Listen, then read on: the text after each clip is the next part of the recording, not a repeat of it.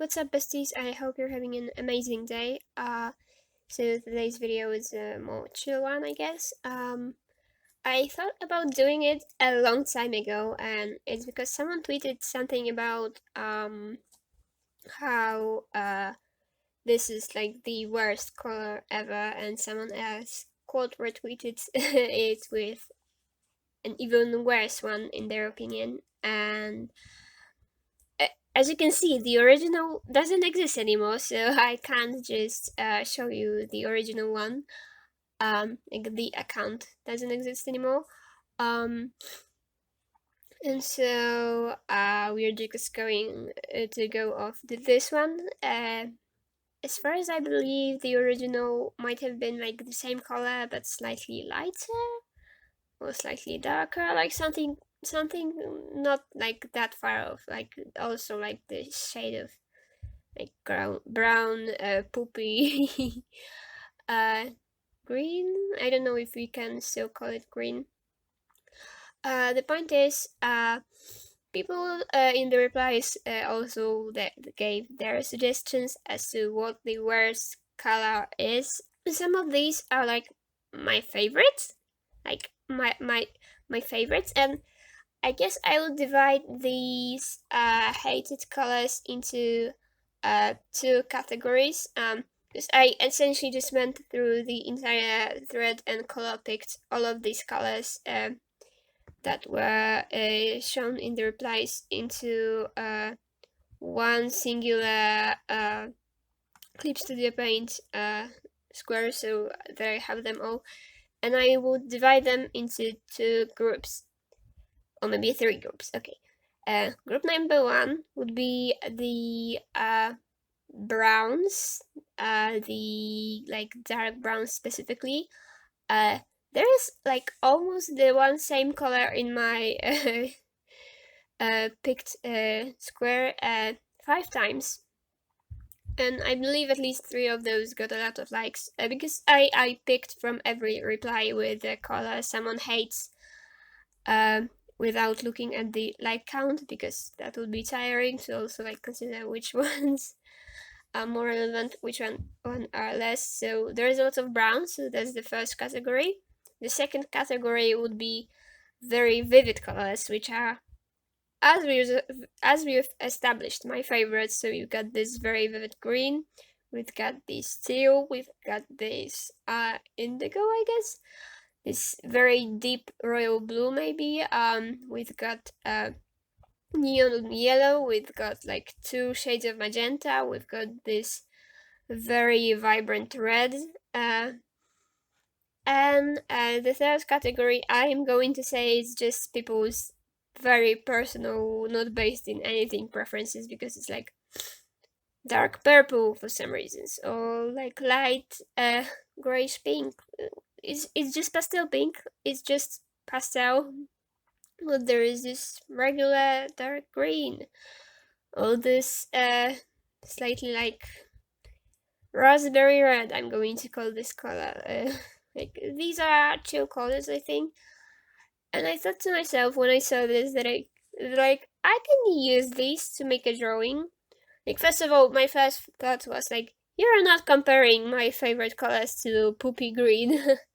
But even when it comes to poopy green, when I first saw this tweet, I couldn't like not acknowledge in my brain that these are colors that can be still very useful depending on what color palette are you going for. And I guess the challenge I had for myself here is using all of these as a color palette, which surprisingly enough wasn't so tragic, because as I've said, maybe if I was like to divide these colors into like one color palette, like, and characterize it, there would be a lot of browns, a lot of like grayish browns to be exact, and just some vivid colors, mainly.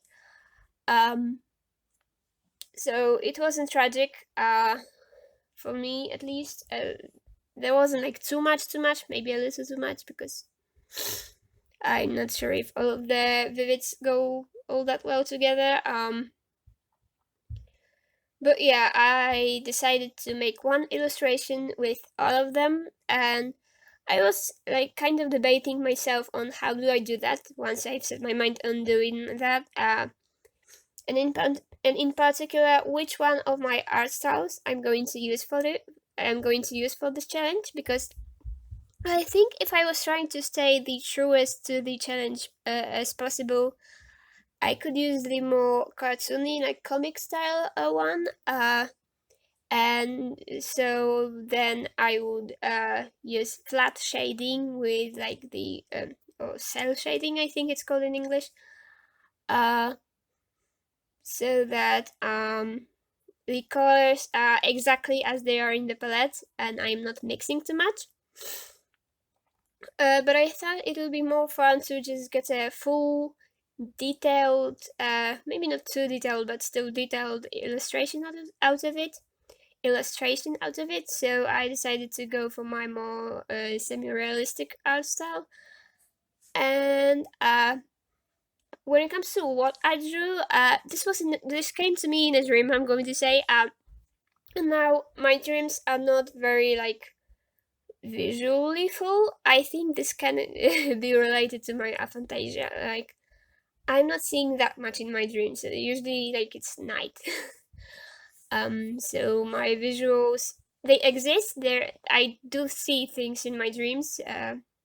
The way I can't in like when imagining things consciously. But they're not very rich visuals.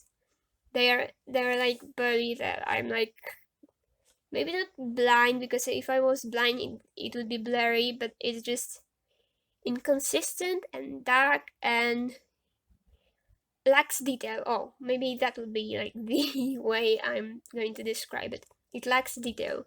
So but yeah, the story was that aliens came to Earth and there was war and humans won. And they decided to like bury the aliens on like cemeteries.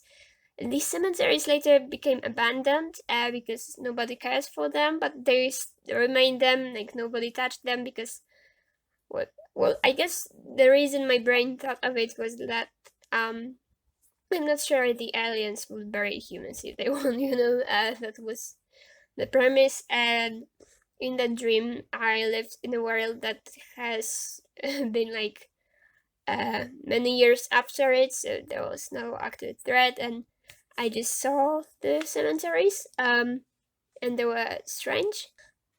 I guess it's a strange concept, but I just thought about like drawing it out. Um, I don't remember the shapes of the graves. I just remember they looked futuristic to me. Whatever that means. So I did that. Um, in the dream, I was just walking through it, like just looking at things.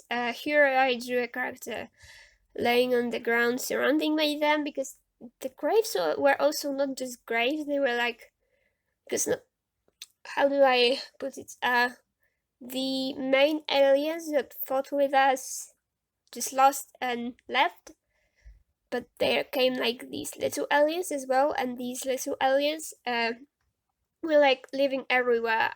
They brought me the cemetery in the first place, and they lived on the cemetery, and this is like their place they're inhabiting. So humans don't really come there often, but they live there kind of like little elves or little fairies. Um, and they're using the gravestones as like little buildings for themselves. Um, yeah, I'm going to stop explaining you my dream because I feel like I don't understand it myself. Because it's just something my brain came up with. But yeah, when it comes to the drawing, the attitude I took towards it is that for some elements, I first used colors picked from the color palette, but I also used gradient maps, like correction layer gradient maps. That's an option in Clip Studio Paint, and I always loved it. I think they're very, very useful. And sometimes some things I did, as you can see, in grayscale, and um, by doing them in grayscale, I just use the gradient maps to color them. And some things I colored myself, but then I also would put color maps on them. One example would be the background and the grass. So I first drew them myself, and then I put a gradient map with low opacity on them, made out of the colors that are in the palette. And yeah, I would just color pick the colors from the palette into the gradient map and try to make them work. Another thing I did, another one I did would be on the overall picture. I thought maybe it would make it more consistent, like when it comes to colors, and I just color picked all of them into one gradient map. I didn't care for like value. I just added all of them and put them in and put the very low opacity. So the image looked a bit fried. I like the fried effect. I don't know how else to describe it. In compared of these like very smooth gradients. I'm very sorry. I'm a bit ill, so and I'm losing my voice, but it's still quite subtle, and these little connections are small. It kind of gave it this a bit posterized effect, except there were more colors and not less. But in the end, I think I got rid of both of these correction layers. One thing I did was that when I felt like I'm done with it, I put the color palette in the middle and I color picked every single color with different pens, and I added every single color somewhere just to make sure that they're there, that maybe I didn't, because maybe I used it earlier, but maybe I put some other correction layer on top, or maybe I made the color layer mm, or maybe I took down the opacity of the layer so it's not exactly the color. So I wanted every color to be somewhere in there in the most pure form possible, the way it would be if I went with the first option and just simply didn't do any smooth shading and just didn't mix anything. When it comes to like deliberate mixing, aside from using gradient maps which will mix your colors, obviously there is this little color palette function in Clip Studio Paint that's quite recent, like not very recent but quite recent, where you can just mix your colors outside of the main canvas and then color pick them into this. The only color I mixed was something that would be between yellow and the very light teal color, because I wanted a bit more of a subtle change from the sky to the forest. So I just took the teal, which is the scarlet color, and yellow, which would be way too strong to put behind the forest because it would be darker than the forest. And I mixed them and I got this nice, also vibrant but light green, like this pastel green, but I only used it like deliberately, like up there. I was trying to minimize my mixing as much as I could, because I think it wouldn't make sense if I mixed too much, because I've got all the primaries, so if I wanted to mix, so if I went on to mix as much as I wanted, I would be able to mix any color I wanted, so that wouldn't make much sense. And yeah, I just made sure every color is there, because through mixing I could have gotten rid of something by accident, and I think it's finished. Um, it was a nice one. I haven't sat down to draw something like this for a long time, so it was nice and refreshing, and I had fun. Um, and this is the result. I think it's a bit different than most of my art. I decided to skip the white outline part, which is kind of like a characteristical feature of my art, I think. But the reason why I skipped it was that I liked the way the borders in between, like all the uh, domes and the character and the grass and the everything aren't clear. Like everything is a bit in the dark, so um, I like the way it's not so super sharp, and I wouldn't be able to maintain it if I try to add any outline to anything. Especially that there are, for example, the trees. Do I outline the trees if I outline the tombs, and do I outline like what do I outline when it comes to grass? When the grass is everywhere, I'm not going to outline every single blade of grass. Am I right? So I just didn't do any outline for this one. Sometimes I do that.